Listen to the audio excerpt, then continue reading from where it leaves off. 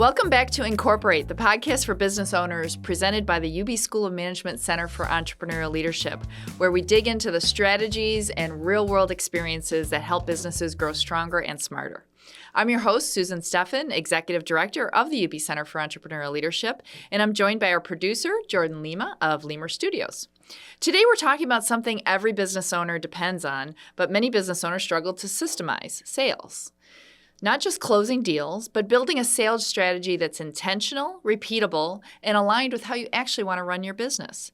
I'm joined today by two guests who approach sales from very different perspectives. We have Tony Watson, who is a sales consultant. He works with business owners to refine their sales process, their messaging, and their approach.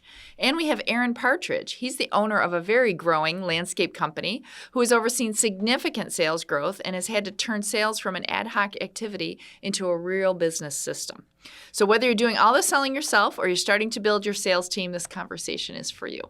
So we're going to start off with our guest by asking, why do we struggle with this? Why do small business owners struggle with sales, and why do they hit those revenue plateaus that seem so insurmountable? Tony, I'm going to have you kick us off. That's great, and I like it. Thank you for having me. So I'll tell you, when I look at that, why I think a lot of the business owners struggle is really it's proactivity.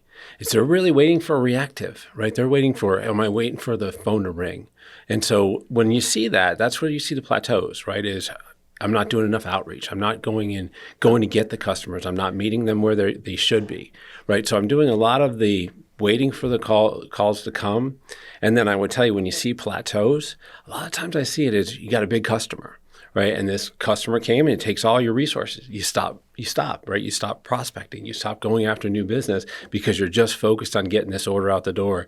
And then what happens is you plateau because you're not prospecting, right? And that's when I see a lot of times the salespeople, they lose their confidence. They're like, well, I haven't done this, because it's not about what you didn't do today. It's what you didn't do 12 weeks ago. And that can be a big problem when that big client, if they go away, because you're back on your heels and you're not having a sales process go through, and you're relying on one thing, and then it dries up. Absolutely. The Black Widow. Yeah, the Black Widow. You always got to watch out for that. Yeah. 100%. Aaron, did any of that resonate with you from your experience? Yeah, 100%. I think outreach is extremely important, Tony. And, you mentioned a lot of great points, right? With dealing with a big client or, whatever is going on in the day-to-day of the business, right? But one of the things that I see, especially with smaller businesses as well, is they really don't prioritize sales, right? Maybe it's that fear of getting told no, or that fear of, hey, don't, reach out to me, or whatever that might be, right? So they actually kind of put it to the back burner and they focus on busy work, right? Creating a new logo, reorganizing their office, right? Things that don't actually contribute to value or don't actually contribute to the growth that they're looking for. And, that's when you start to see that plateau and you're kind of losing that touch with any new customers. Great. So let's talk sales strategy. So Tony, start us off with, what does that look like? What are the elements of a strong sales strategy for a smaller business? So for small, it's really a lot of businesses. So it's not just even small to medium size, right? You need to find out who's your ideal client profile, right? Your ICP. Who is it that we want to go after? Who's our profitable customer? Who do we want to make sure that we're targeting, right? Instead of just going out there and mass blasting, you want to go and figure out who's your ideal client profile, go after that. Make sure you have a strong value proposition as well. So, you've built your client profile, then you get your value proposition. On top of that, then you need a sales process, right? What does it look like? Is it discovery? And then, what are the discovery questions all the way through close, right? What is the journey that your client is going on, right? Make sure that's put into your CRM and customize your CRM for your business, extremely important. And then I would say the last piece of a good sales strategy is a compensation plan. Making sure that you have a good compensation plan that enhances behaviors that you want to see in your sales rep. So it's not always just about, I want you to do this. It's like, what are we looking to get? So if you're looking for new business, make sure that your sales compensation plan has the new business aspects of it on it. Those are like the 5 key that I would say is really about sales strategy.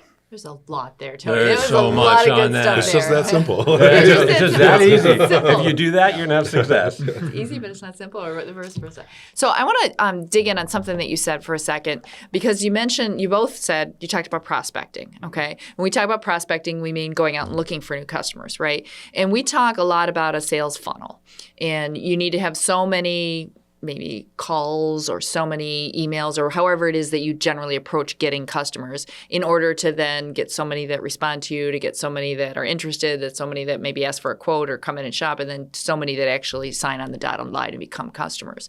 So, and I think what I heard you both say is you start to focus on the ones that are already in that funnel, like the people that you already have as potential customers, and you forget that if you don't go back to the beginning of that funnel, eventually it's going to dry up, right? So the prospecting piece of it. So how are companies prospecting, or how should they be prospecting? Aaron, how do you prospect? Yeah, somebody that doesn't know AA landscaping. Right. So I would say that's the number one problem with a small business is not enough people know you, right? So if you're not actively focusing at least a portion of your time throughout the week on getting your business known, whether that be marketing, whether that be prospecting to ideal clients, then you need to reevaluate where you're spending your time, right? Because your time spent should align with your goals and where you want to grow to, right? So for us, as a landscaping company, we've tripled our snow plowing sales in the past 2 years. And the sole reason for that was due to prospecting. These people were not coming in our door and saying, hey, we want a quote, we want your service. We had to actively go out and find them. And, it's one of those things where in today's day and age, right, people don't want that person that's constantly knocking on the door, right? But they do want a resource, right? They want information, right? So, it might not be the first time you go and call someone up, right? Or the first time you go walk in and say, hey, we do this, this, and this, that they're going to sign up and give you money, right? It's sometimes 2 years down the road, 3 years down the road, but you have to be available for when that opportunity comes to be able to step in and take it. And, right, if you prospect once, right, it's just like anything. We were just talking about working out a second ago, right? If you're just going to prospect once a month, right, that's probably not enough, right? You need to have consistent communication with your ideal clients to make sure they still know you're relevant, right? Push out content, right? Push out information to them that they would find valuable so that when something happens, you're the first person they're going to think of. Well, it's funny because I can share an example from Aaron's company, who did my landscaping very well, by the way. But it was an email that you or your system sent saying, hey, did you know that at this time of the year, it was something I was supposed to prune or do that I didn't know, like one of the trees I had planted, you were supposed to go prune or do something. And I was like, wow, that is so useful and valuable. And then I'm mentioning it to my husband and said, we ought to think about, because there's another project we want to do. And again, top of mind. And now I'm thinking about other needs that I have. And all of a sudden there's a client that, can come back for more. There's old Absolutely. advertising lore that it takes maybe 7 touches before someone actually even knows that you really exist. So if there's, seeing a billboard, getting a flyer, meeting you, before it really connects. I do find in-person connection, actually meeting people and talking to people, is for my business to business, the way it works the best. I can put out social media, but I don't think a lot of my clients come from that. I think they come from actually meeting people and knowing them and learning them. You service the general public or businesses or everything? So we're a mix of residential and commercial. Snow is primarily commercial, but we do some prospecting with residential stuff as well. So I want to talk, you guys both talked about ideal customers. And I think that's really, really important because so many times we talk to business owners, they say their ideal customer is one that hires us, right? Or one that pays for us, right? We'll take anybody. But why isn't that the right answer? Well, I think then an ideal customer is foundational to the business. You have to really identify who it is that you want. So it could be, how do they pay? How do they, do they have the money for your products, right? Do they fit for you? So we do a lot of workshops, right? That's one of the first things I'm doing. I'm doing value proposition and ideal client workshops with our clients to say, what is it? Who are we looking after, right? You can actually go through, and a lot of the stuff that you can find is data mining through your current customers. Go through and label your customers A, B's, and C's and saying, this is a client that works for me, that is the best client for me, less callbacks, whatever the case is, whatever the business you're in, and look at that and say, I need more of these. right, to make my business more successful. They're more profitable. They're easier to do business with, Yeah. right? And that's what you're looking for. So if you narrow them down and then you go after them, in the prospecting aspect of things, it's consistent. It's like sports. It's like running, like we were talking about before. You have to do it every single week. Yep. You have to take the time. You have to be diligent about it. And every one of my salespeople, they know it from me. It's prospecting every week, because I know it. Once you stop, that funnel will go down. Yeah. Right. So you got to stay on top of that. Yeah. It's consistency. And I think when we talk about ideal customers, it's important to know it doesn't mean we're going to turn somebody away necessarily. No. But it's going to allow us to spend our marketing dollars a little more effectively and those prospecting calls rather than like a scattershot approach. And we'll see. I always laugh when I get a flyer in my mailbox for like a pre-K program and my youngest child's 25. And I'm like, oh, did you do any research here? Yeah. That's publicly available information, and the Census Bureau. But I think the idea of the ideal customer is to make the most effective use of your salespeople time and your marketing dollars. And then hopefully you are building the product that matches or service that matches that ideal customer's needs. Because you can't be all things to everybody. You can't succeed that way. No, yeah. You really have to figure out, what do I do best, and lean into that, right? And figure out what that is and, make that your value proposition when you're talking to clients. So Aaron, when you started out, what did your sales look like and what changes did you make? So revenue-wise or just in general? Just what were you doing? Yeah, so it was a lot of referrals.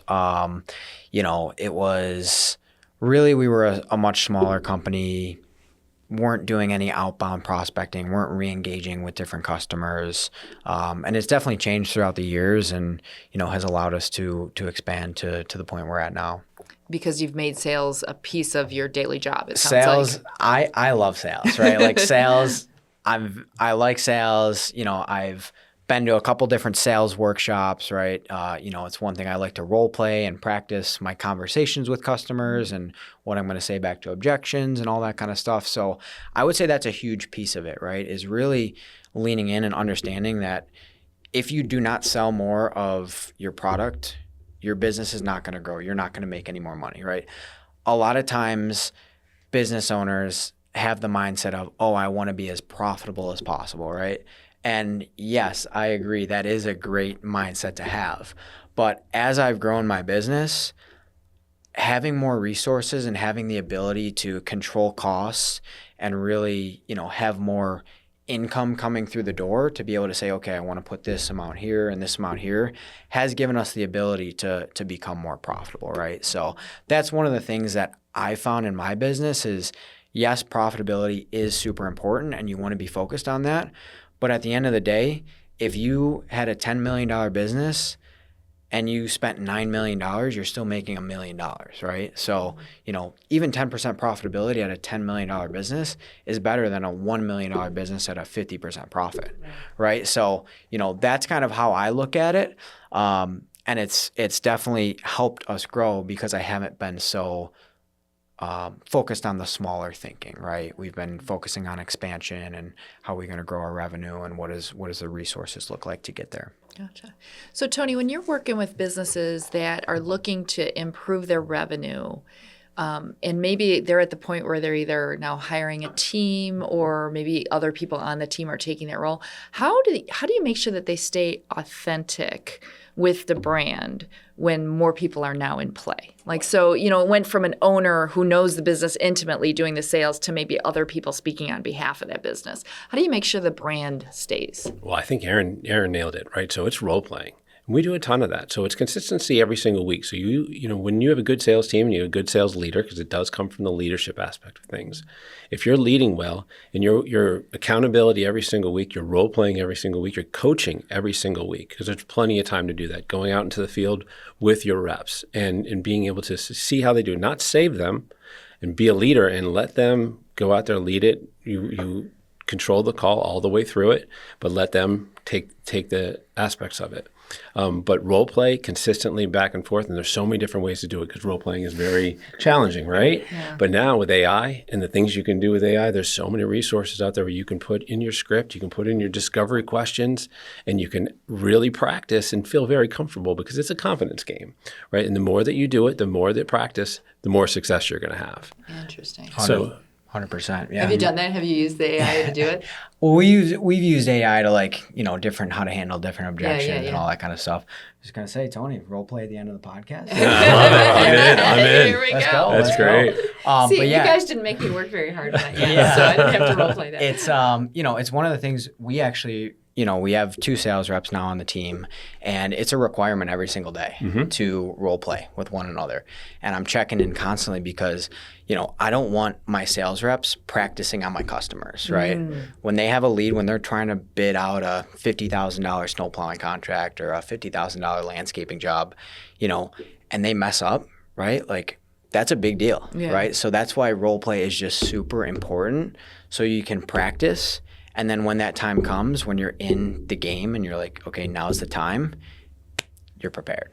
So I was going to ask about your sales team. You just mentioned it. How active are you with them in terms of like coaching them and training them? Like, did this come from your system that you're training them to do? Yeah. Or are they Yeah. experienced salespeople already that are teaching you? Yeah. So a lot of it has been trained. I'm a big fan of Grant Cardone and his kind of sales process and ideology. So we actually were working with a coach from his team for the past year and a half. We stopped that for a little bit, but I'm actively involved in coaching them and role playing and all that kind of stuff. Excellent.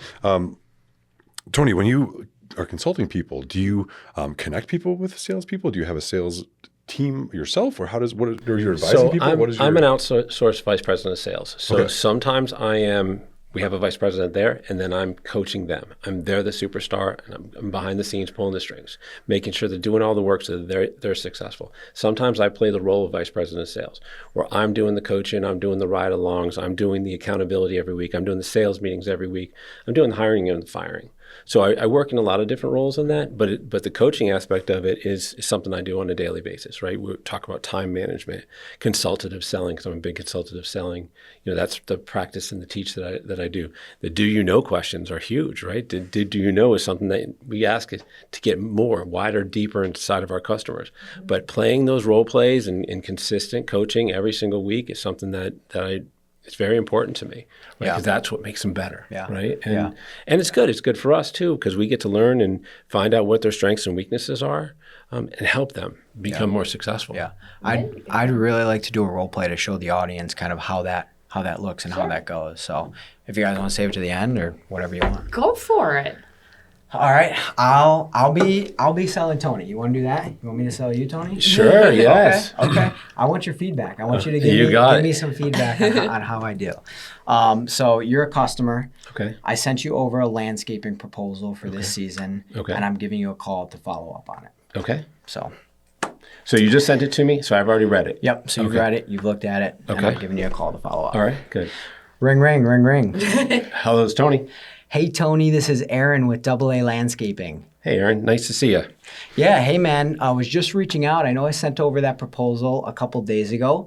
Just wanted to see if you had a chance to take a look at it. I have not seen it yet, Aaron. So I haven't looked it up. I've been busy. Tell me a little bit about it. Yeah, not a problem, Tony. If you got 5 seconds, I actually sent it over to your email. If you don't mind pulling it up, and we can walk through it together over the phone. All right. I got it.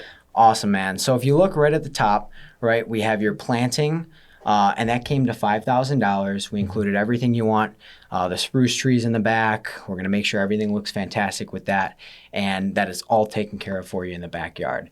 Does anything look not what you're looking for with that planting quote? So this has everything that I need, everything we talked about. So the total cost on this is $5,000 for everything I'm looking for. Yep. So that's the planting portion. Mm-hmm. And then we just have that final sod portion that's underneath. Mm-hmm. After we come in to plant everything, we're going to come through and lay down some nice fresh sod for you. Okay. So that way it looks like we were never even there, and we're going to take care of all of that for you, Tony. Okay. The sod's an additional $2,000. So your total investment for this project to get exactly what you want and exactly what we talked about comes to $7,000. Okay. Awesome. Any questions at all on that proposal, Tony? No, I think I'm good on good on that. Awesome. I got to discuss this with my wife. Yeah, for sure. No, I totally understand. Tony, I was actually looking at our schedule right before I called you, and we have Thursday of next week opened up. Okay. I know it was important to get it in this month, and if you move forward with us today, we can lock you in for next Thursday. Can I put you down on our schedule? I got to get back to you. Okay. Let me talk to my wife. Let me see if we can get back to you. Fantastic, Tony. And I totally understand. I know when we met, your wife was actually there, and she was a big proponent of these trees and adding some privacy in that backyard. Yeah. You know, if you brought this to her and told her, hey, this is exactly what we want. I have confidence in AA Landscaping. They're going to produce what we're looking for. What do you think she would say? Put me in. Let's make it happen. All right. Come on. I had to make you work for that a little bit. Oh, you did. Let's go. I love it. Let's I go. love it. Well, I definitely took note of the "let me ask my wife" question. Yeah. And then you handled it too. Well, because it's you're going to have that. You're going to have that. Oh, so totally. you're going to have to continue to go, right? So I'll tell you my feedback from it. Yeah. Love it. I would tell you, just because this is great, when you get a proposal, what I like to do, and the proposals aspect of it is, I get them on the phone, I schedule that call, and I don't send the proposal until they're for on the the call. call. Yeah, Gotcha, right? Because gotcha. this Yeah, is that's great. they've already made their decision, or they're hanging up, or they can Yeah, ghost you yeah, because you just send me this quote for $7,000. Right, That's right. not a $50 quote. Yeah. So I like to wait and say, hey, listen, I'm sending it to you right now. Yep.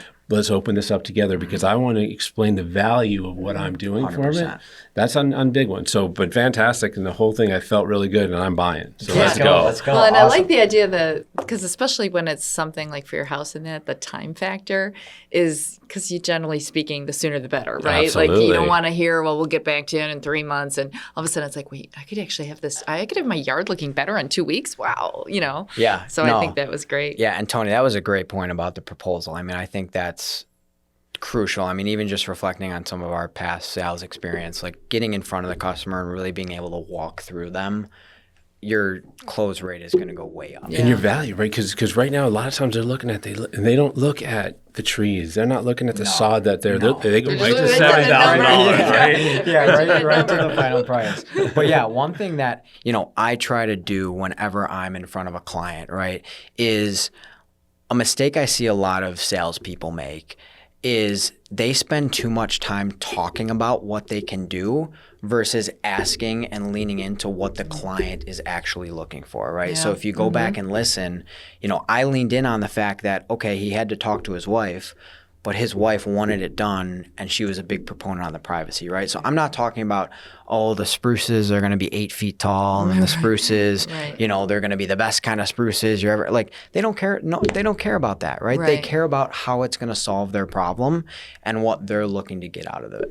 When you were going over what was in the quote, you were very thorough, and you were explaining why it was good for them. And I did pick up on that too, where you had a detailed explanation of why all your services were going to be valuable, or how you were solving problems that were happening in the process Yeah. in real time. Yeah. So I thought that was good. Yeah, thanks. I appreciate So, it. we're kind of talking about what I would consider to be good sales. Can we talk for a second about what bad sales look like? So just speaking from personal experience lately, I seem to have a hard time, getting people to follow up when they make an appointment for whatever it is that I'm trying to buy or procure, or when they do come out, not providing a timely quote or not following up or that request. So do you ever work with businesses where they don't seem to understand the value of that, and how do you impress upon the consistency? Not for long, Yeah. right? Because that's number one. So with a salesperson, if you're going to work with me on my teams, there's one goal. Do what you say you're going to do. If you do what you say you're going to do, you're above everybody else, right? So if you say you're going to show up at 2 o'clock, you're there at 2 o'clock, right? If you say you're going to send a quote by Tuesday, send a quote by Tuesday. If you say you're going to follow up, right? And that's what it is. And that's what it's so little, but that makes a difference in the sales cycle. People remember it. When you're prospecting and you tell someone, you leave a voicemail, I'm going to call you back on Tuesday. You call back on Tuesday. Sometimes I've had the vice presidents of sales, if they were trying to sell to them, wait there with their sales team going, this guy said he's going to call back at 10 o'clock on Tuesday. Let's see if they do it. And then they sit there and they cheer them on, right? Because so many people don't do what they say they're going to do. So that's a key one.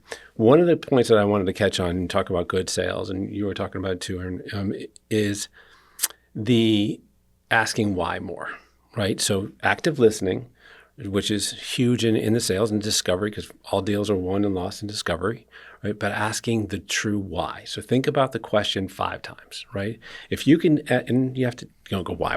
You ask, you get to the deep of it, because a lot of times people will just tell you, surface level Yeah. problems. You have to say, tell me more about that. Explain that to what it is. Because if you just solved the first problem, you probably really didn't get to the answer, right? So you got to go a little bit deeper. You got to really active listen, right? And that's what I think a lot of salespeople is like, wow, I can solve their problem. My product can solve their problem. And I'm just going to give you a proposal on that right now. Instead of asking why. Well, tell me a little bit more about that. Where do you really want to be? It's not just about pain points. It's about where you want to go and how can this help you get there? And how can my product help you get there? And because selling's a little bit different than what it is, everyone's more educated. Everyone is, the internet can tell you everything you want. You can get their website. You know what the product is. But what the solution and where they want to be is where you need to get to. And that is where it is. And if you're a true consultative sale, you're telling them, hey, listen, this is where you think you want to go. But what if you got here, right? And that makes a huge difference in the sales. You're building a relationship. You're not just executing a transaction. Absolutely. Is what it sounds like. And you're bringing ideas, right? You're the smart, you know your product. You know what it's done for other customers. And this is the benefits that it is. Was my buyer even thinking about that? Right. And that's what a good consultative salesperson will do, will give them a vision of what they were not even thinking about. 100%. And your job as a salesperson is to get answers, right? To get information from the client, right? Let's say you ask a question, when are you hoping to get this done? And they're like, I don't know, right? Or whatever kind of question you're asking them, right? Your job is to lean into that and say, if you move forward, when would be ideal for that? Like, lean into that, right? Don't just take their surface level answer and say, and move on, right? Show that you're interested, show that you care, and really get an answer to the questions that you're asking them. And I think what I want all the business owners listening to this who tuned in because they're like, I want more sales, to realize is that they have to put in a little bit more work. And I think part of that is understanding what the customer journey is right now. So what happens when somebody puts in an inquiry form on your website? I love that. You spent the time and money to build out the inquiry form, and then nobody answers it. And I talked to a business, and they're like, I don't even know where that goes. Oh, my goodness, right? So part of it is understanding where your own process is breaking down. And then I think a part of it is understanding where you need to invest some more time and energy to making this more of a system, right? Instead of sales happening by accident. And I think about your business in general, right? So when that call comes in, time to answer is probably the most important metrics you want to look at, right? Because they're on your website, they're looking at something, they need it. The first person that answers a phone call or calls them back, seconds before they left your website, you got such a better chance of closing, and you got such a better chance of winning instead of calling them back 2 days later when they've already reached out to 3 different people. Yeah, I know when I call for something, like the next 30 minutes, I'm like, I forgot about that. Yes. Like if they call me back like 2 hours later, I'm doing something else. I forgot about it. I moved on. It's like. Yeah. I think a lot of business owners forget too is you're judging the business based on that initial. So there's been times where I'm like, well, if it's this hard for me to try to buy something, what it's going to be like when there's an issue or when I'm trying to get whatever the service is done. And I think, well, that's a sign of a poorly run company. So I don't want to do business. Like if you're not going to call me back or answer the ad, or please don't market to me, spend money on marketing, and then when I pick up the flyer or the phone, you don't answer. Yeah, I'll drop some truth here, right? Like if your sales are plateauing or your business is not growing, it's your fault. And you need to look at yourself and your sales process because you're in control and you need to change that, right? Like you're at the helm, you're the leader, like it's up to you to figure it out.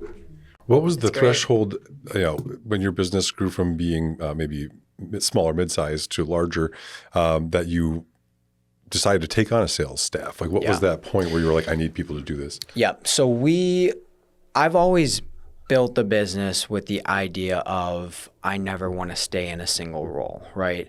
And we got to the point where we had a project manager who was managing our crews out in the field, and I was doing the sales, right? So I was doing the sales and back-end office stuff, right? So kind of we got to the point where I'm like, we need to grow more, right? So that's when I brought in a salesperson and then a customer service rep to support us in that. So that way I could step back. I could still do sales, right? But then I had a dedicated person that they were, handling anything I didn't really want to, right? I was focused on the more intricate stuff, the more, things that are going to be the highest value, right? And, still have the opportunities that maybe I wouldn't necessarily have the time for. What makes a good salesperson that you're hiring? Because people might not have industry knowledge of landscaping and snow plowing. Do you find a salesperson who's good at selling and teach them about your industry, or what's the best way to get a good salesperson working for you? Yeah, that's a great question. I love it because I never really, most of the time I would say no, not never. Most of the time I'm not looking for the industry. I'm looking for the person. I'm looking for the person who's got the skills.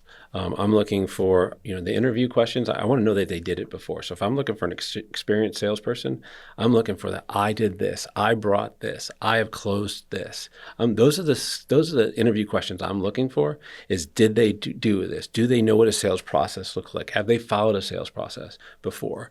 Those are the key questions I'm looking for because I want to know if I got a salesperson, right? They can sell anything. Because really, even very sophisticated engineering stuff that I sell, we don't need that. We've got engineers. We've got SMEs that can help us get there. I need a salesperson that can talk, that can do consultative selling, that can get me to the high end, and then I'll bring in experts to help them close the deals if I have to. So I'm really looking for the person more than I'm looking for the knowledge because I can teach knowledge. Excellent. They have to be coachable. That is one thing because a lot of times salespeople, especially if they've been in the industry, do come with a little bit of an ego. I mean, really any role you can find people with that come in with an ego, right? Like they know everything, right? So you really need someone that's going to be coachable because at the end of the day, it doesn't matter if they've been in sales for 10 years, right? There's things that are constantly changing. AI is huge, right? So how can they use AI, right, in their current role? Maybe your product is different from what they've sold in the past, right? So really having someone that's coachable, that's willing to listen and take feedback and improve on it is the most important thing. So for a small business owner getting started, you want to hire a salesperson, but a good salesperson may be very expensive or maybe not the most affordable way to get a foot in the door. How does someone start with hiring a salesperson? I mean, I think a misconception could be like, oh, I'll just get someone to make the calls and see how that goes. And they could be bad at it. What's a good foot in the door for hiring a sales staff or getting a salesperson involved? First, get an infrastructure. Set that up first, right? You have to have the infrastructure, all the things we talked about before. We have the ideal, who your ideal client profile is, who your value proposition is, what a sales process looks like, right? Then when you want to bring your salesperson on, then you put a great onboarding program. What is 1 week? What is 3 weeks? What is 6 months? What does 1 year look like? And you got an onboarding process. Goals that they can go after that you can do this. Anytime you bring a salesperson on, it's generating revenue for your organization. They're going to pay for themselves. Salespeople pay for themselves, right? So I'm not afraid about it. Good salespeople pay for themselves. Yeah. But I would say it's not just about the salesperson. It's about the leader, right? So I look more at that leader leading that sales organization, making sure that person is doing what they say they're going to do, and keeping them on track. That's as important as a salesperson doing the job. It's a two-way street on that. And if you keep them accountable, they're going to produce. Awesome. So I'm going to give you something super tangible that we've done. So if you're a small business and you're like, sales are plateauing, I don't know where to go, I don't have the resources, I don't have any more money to give, right? It's not expensive. Go on Indeed, post sales representative, part-time, remote, can work from anywhere. You will get 250 applicants in the first 2 days. No joke, right? And go through, put a Google form and tell them to take a voice recording of handling a simple objection, listen to 50 of them, find your top 2 and hire them, right? And then have them do all your follow-up, have them do prospecting, have them do the dirty sales work that you don't want to do, and you can focus on the highest quality closing deals and doing what you do best. What kind of financial arrangements are good to start with, though? I mean, I would imagine people don't want to do this for commission only. So there's got to be some sort of, base price and then commission, or how does that work? I'll let you run that. I have a system, but I'd like to hear yours. Okay. I typically like to do base of right around minimum wage, a little bit higher. For the role I'm talking about, like an entry level, it all depends on what exactly they're doing. For someone who's an appointment setter, right? Someone who's going to be solely focused on prospecting for you. They don't have much experience, right? They're not coming from another company where they're going to be sitting in on, 6-figure deals. I like to start with a small base, right? Maybe it's $15 an hour, and then with a commission opportunity on top of it.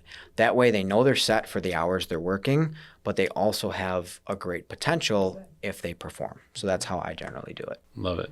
I'm looking at it because it's a little different sale, right? Most of the times I'm working with manufacturers, I'm working with small to medium-sized businesses, and when I bring in a salesperson, I'm looking at total count, what I'm expecting them to make, so I'll be able to put that in my P&L, and I'm looking at a 60-40, 60 base, 40% commission. That's really what I shoot for. Sometimes it's 50-50, sometimes it's 70-30, but it's really 60-40 is my ideal split.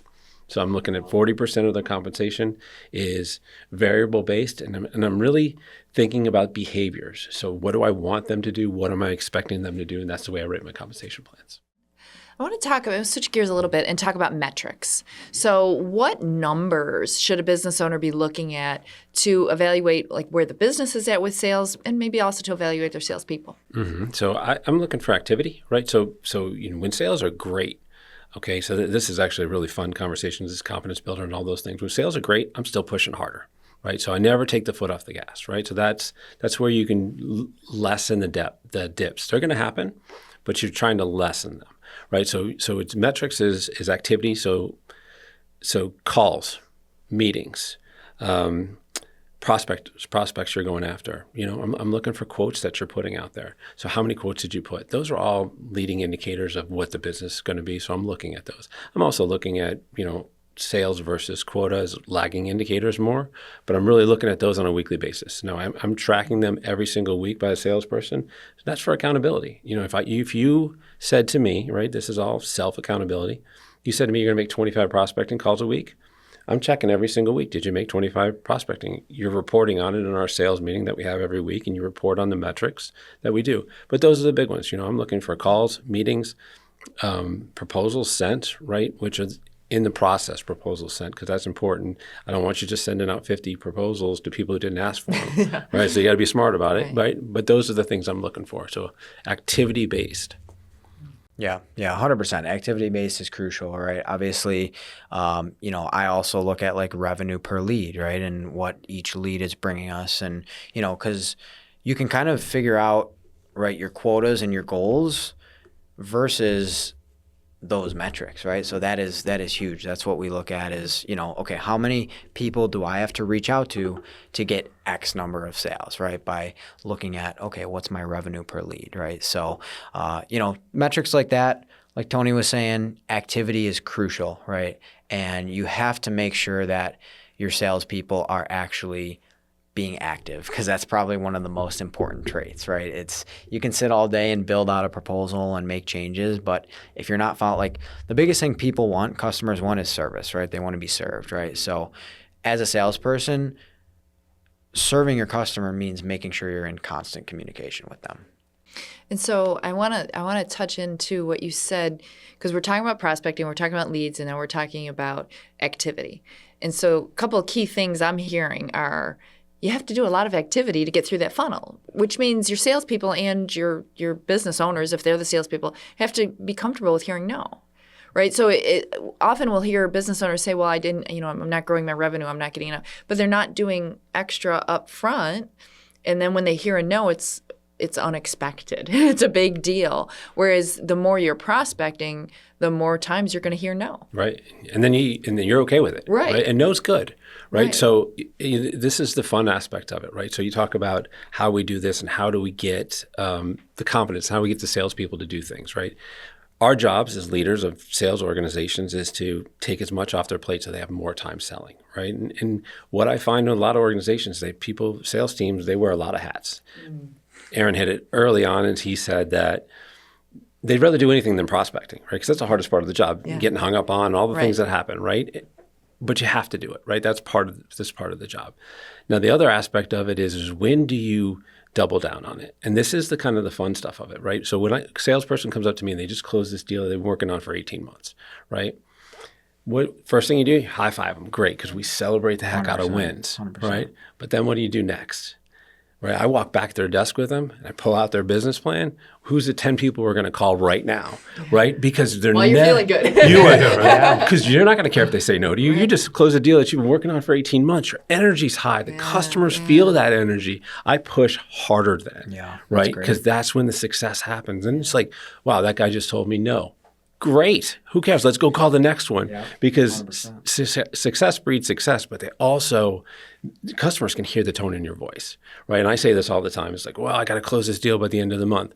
Well, guess what? You're closing this deal by the end of the month. You might as well just give away your margin right now, because they know that you got to close this by the end of the month. And the only role that you have is how much you're going to take off my bill, right?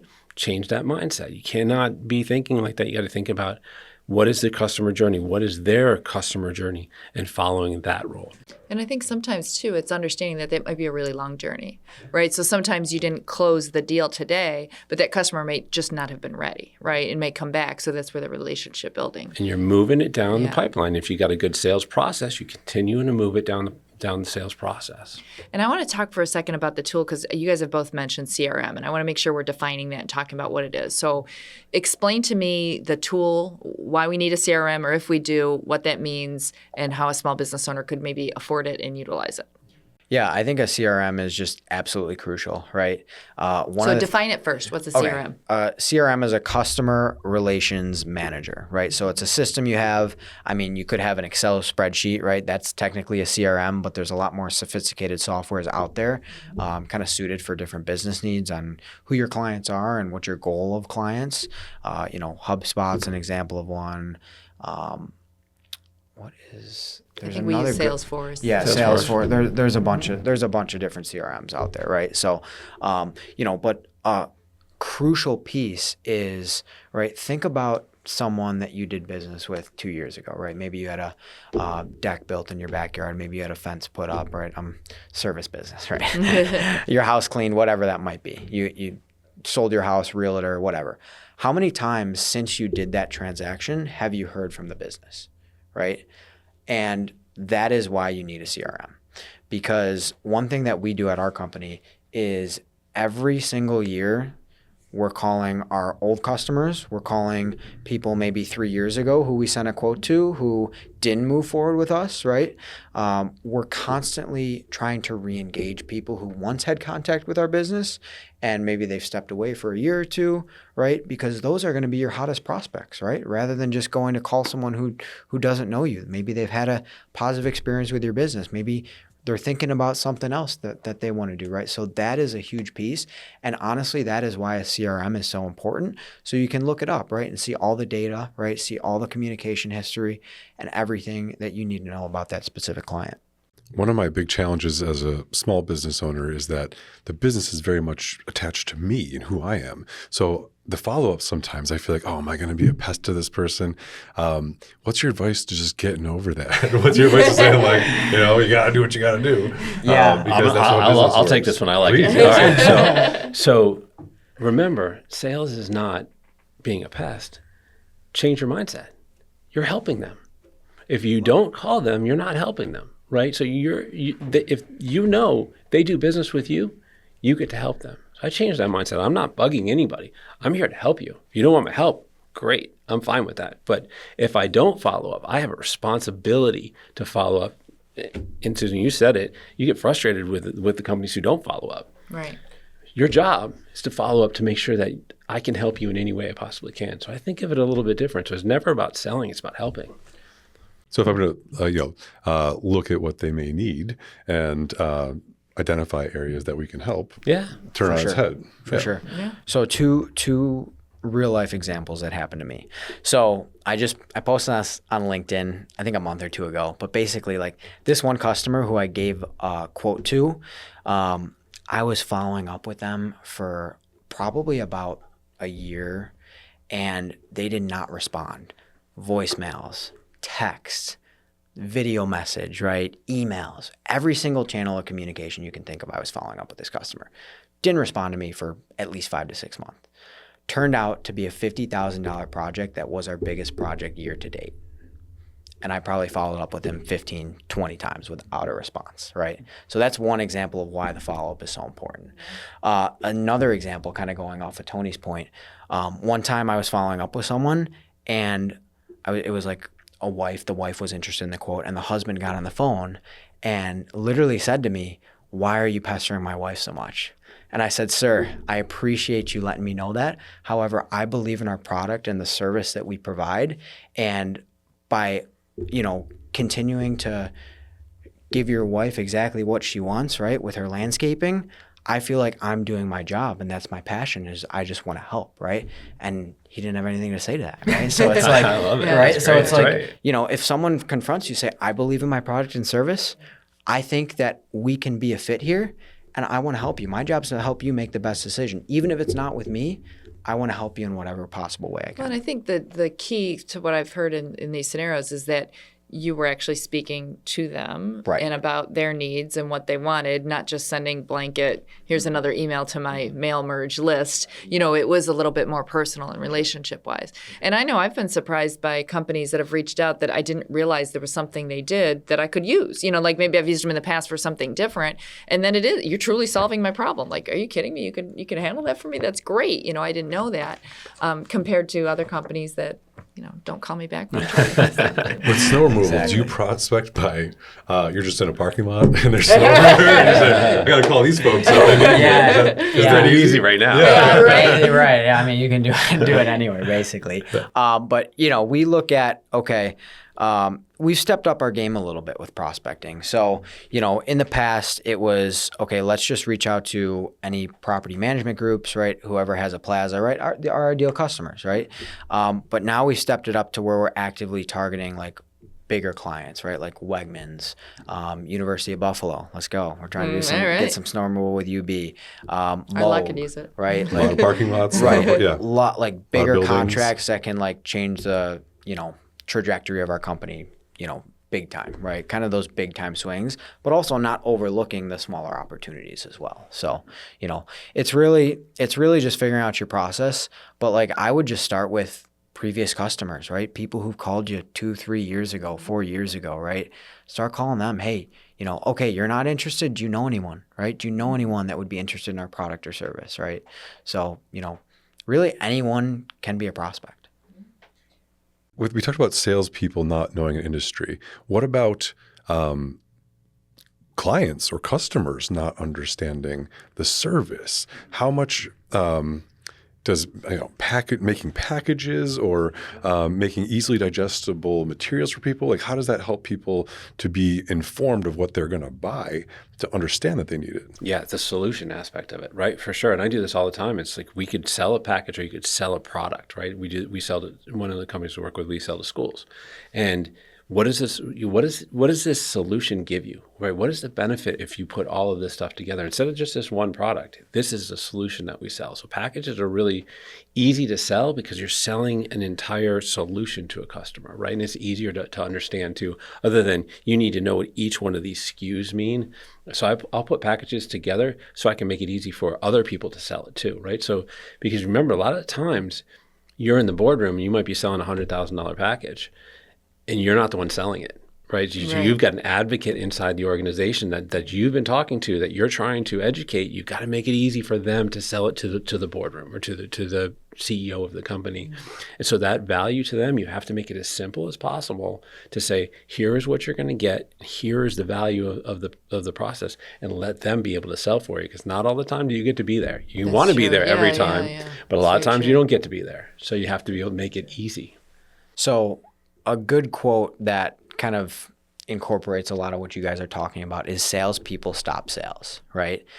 As a salesperson, if you're providing too much information, you actually might even overwhelm your customer. So you need to figure out what level of information do they need, and you need to ask the question, have you seen enough to make a decision? And if they say yes, you move forward. If they say no, say, okay, what else do you need to see in order to be more informed? Rather than just thinking, oh, you know, I'm going to show them every little spec. Like for me, when I'm going to buy something, I don't care about all the specs, right? That's not like, I'm not interested in that. I'm interested in how it's going to solve my problem. And like if I'm buying it for the business, how is it going to make me more money, right? Yeah, no one's really asking you what the model of your snowplow is. No. Or, Want to get out the driveway. Right, exactly. Like I'm not concerned, you know, how fast the snowplow moves up and down, the weight of it, right? Like, you know, I could care less about that. I want to make sure I'm going to be taken care of by whoever I'm buying it from, right? And that it's going to make me a lot of money and last a long time, right? I don't care about the specs. That point right there is probably one of the biggest ones, right? Because it's the I'm good, right? Which is I'm good. I don't need any more information. I'm learning, which is where you want them to be. And then the outside is you gave them too much information and now they're paralyzed. Yeah. Right. And then they won't make a decision. And once you put them there, it's a long time to get them back to where they need to be. And oftentimes, right, it's bringing something up that they weren't even thinking about that now is another problem you have to figure out how to deal with, right? Another Like I see it, opportunity, right? I see it all the time, right? Like, you know, when I do role plays with my sales team, they say, oh, you know, like I don't even say anything. I'm like, oh my gosh, that's the price? And they're like, oh yeah, like we can work on a discount. Like, it's like, you brought that up to them, right? They'd never said that. They said, oh my gosh, that's the price. They might think it's cheap. You don't know, right? True. Like, Very true. so you have to make sure that you're not making assumptions because you never know who you're dealing with. Selling against yourself. Absolutely. I've done that before. There's no way you could afford this. When I was younger, I was so scared of every sale, and every sale was so important to me. And I didn't have a good sense of my own value, to be honest with you. So I'd be talking to a big business, and I sold myself short on so many things because I thought I had to be the best value. Well, not the best value. I had to be the cheapest, or I had to be, a deal or something. And really, it's about being a really high quality product that's going to work for people. So I had just a quick story.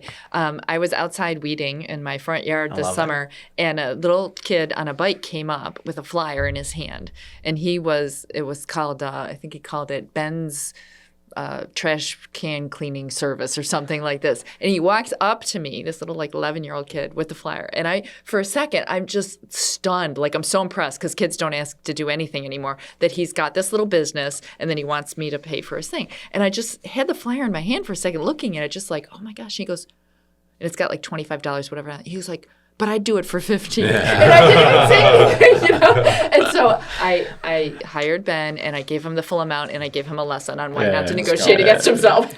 Let's go. But that was so good. This has been so much fun, guys, but we are running out of time. So I want to close with your last nugget. So I'm a business owner who's hit that plateau. I hear lots of good things I need to do. What's the one thing I need to start? Consistency. So every single week, coaching, role playing every single week, making sure that you're holding your sales team accountable for the numbers, making sure they do what they say they're going to do. If you can do that, you're going to see your pipeline move. You're going to continue to fill that pipeline. Don't take your foot off the gas. So in sales, we never take our foot off the gas. No matter how good sales are, double down. That's what I would say. 100%. Aaron? My nugget is every single person on your payroll is an employee, and they should be producing income, right? And what I hear a lot is a lot of people, I have a laborer, I just have a, receptionist. Give them a list of people and tell them to reach out, right? And if they're not willing to do that, why are you paying them money? Why are they on your payroll? They should be helping grow the business. They should be helping produce. They should be winning with you every single day. And if they're not, get them off your team. Nice. Excellent. Tough love. That's a sales forward company right there. I love it. Oh, this has been awesome. So thank you, Tony and Aaron, for sharing strategy, real world experiences, obviously ways that our listeners can create some effective sales team. If you're listening to this podcast and you're thinking about we could be more intentional with our sales, you're absolutely right. And I think you need to hit rewind and listen to some of these steps because they've gave you some really, really good tips. So if you've enjoyed this episode, please follow the show, leave us a review, share it with some other business owners who's ready to grow their company. I'm Susan Steffen. This has been the Incorporate podcast. Until next time, keep learning, keep building, and keep selling with intention. Thank you so much.